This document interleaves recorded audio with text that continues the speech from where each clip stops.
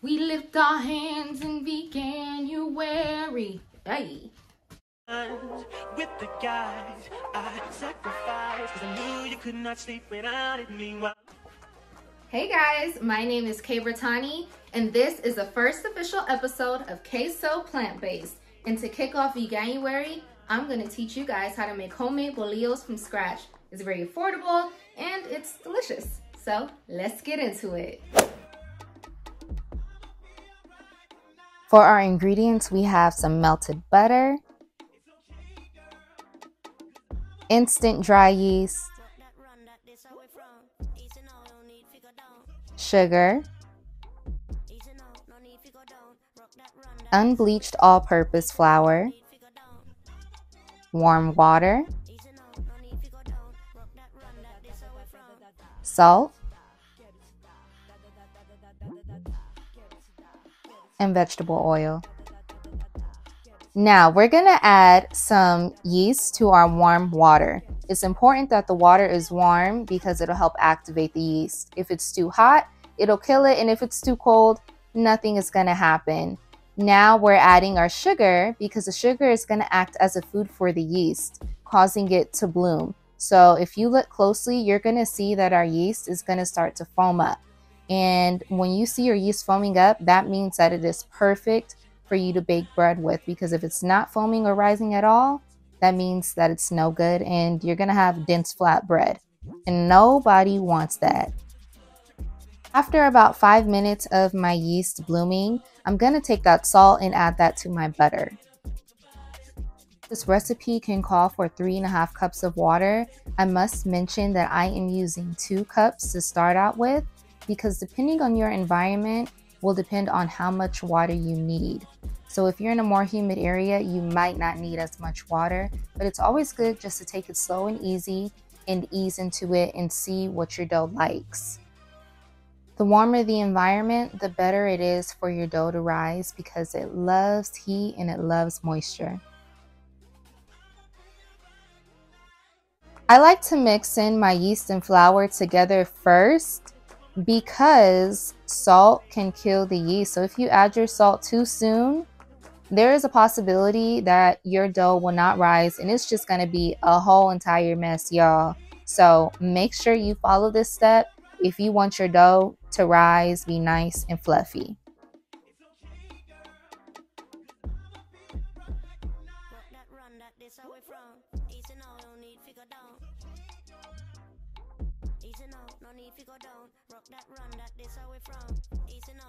We're going to take all of that dough out of the bowl and onto the cutting board, because it is time for all these ingredients to really just marry each other.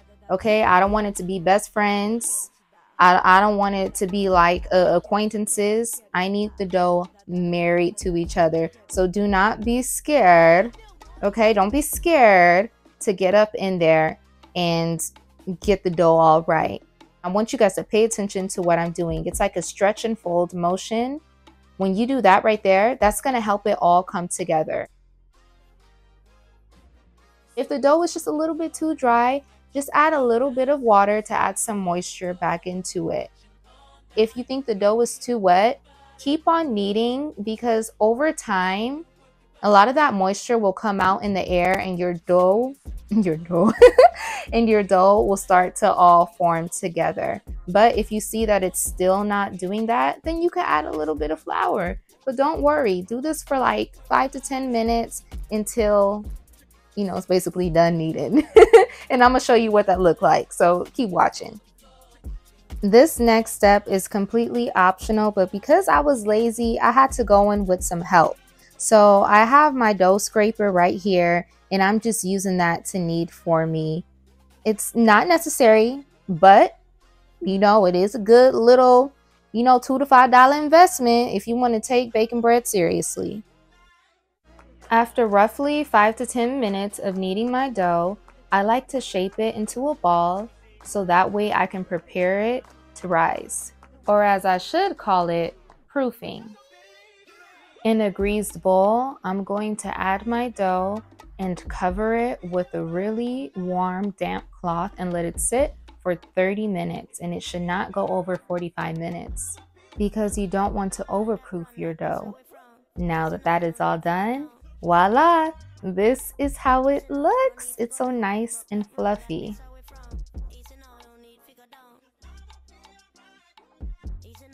Next step, we're going to gently remove the dough from the bowl and onto the cutting board because it's time to cut our dough into pieces to prepare it for shaping.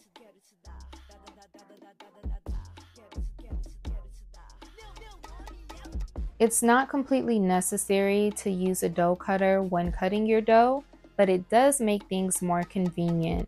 If you do not have a dough cutter at home, you can just use a knife and still get the same results. Pro tip, add a little bit of water to your knife because it's going to help prevent the dough from sticking completely to the knife while you're cutting. If you want to, you can stop right here with the dough cutting process, or you can cut all these in half the way that I'm doing to get more servings out of this.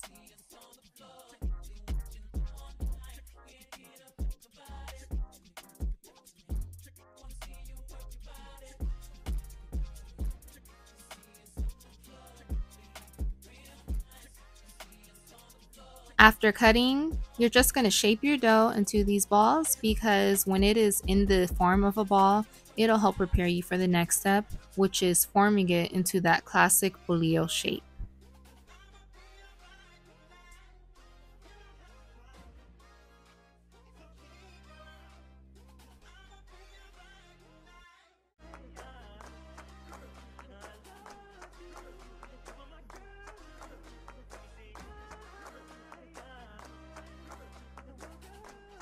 Immediately after that step, I'm going to gently pull the dough apart just like that and start rolling it.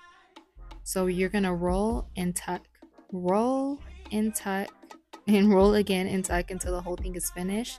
This is going to help your dough stay in place and also prevent cracks from forming in the dough. And don't be discouraged if it is a little difficult at first or if it doesn't come out the way that you want it to. To be honest, I've made bolillos so many times and it looks absolutely amazing, but in this video, my rolling process does not look that good. But it's okay though. You win some, you lose some. Anywho, pay attention to how my hands are. I'm rolling them back and forth gently on top of the dough because it's going to help shape it and get it all acclimated together. And if you're not the best dough roller like me, you might have to pinch the bottom to make sure that the dough does in fact stay together.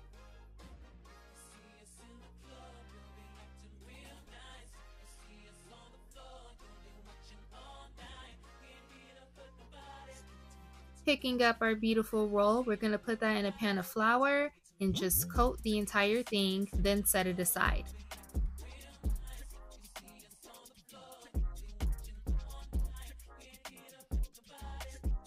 Of course, we are going to repeat this entire process until all of them are finished.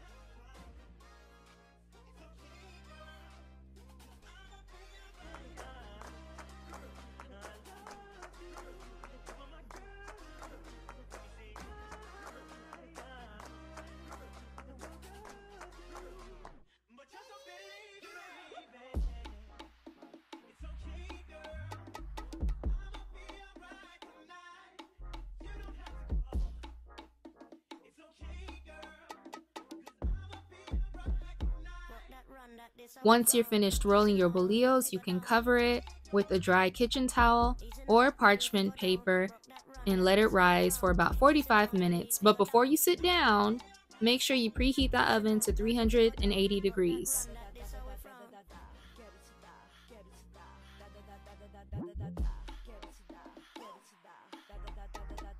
After 45 minutes, this is how they should look. They should be doubled in size.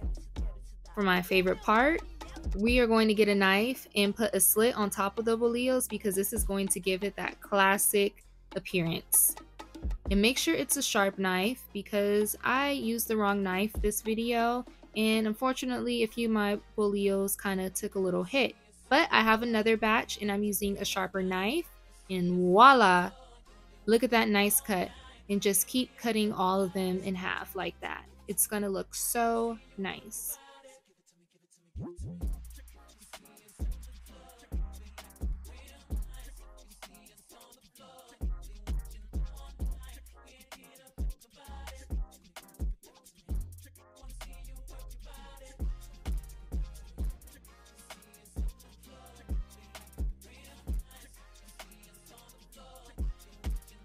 After creating your slits, you are going to coat the inside of it with vegetable oil and bake it in the oven on 380 degrees for about 20 to 25 minutes or until it's golden brown. And this is your finished bolillo. One of my favorite ways to eat it is with sopita, but you can make sandwiches with it, have it with various soups, or just eat it by itself. The options are endless. Thank you guys for watching Queso Plant Based. See you next time.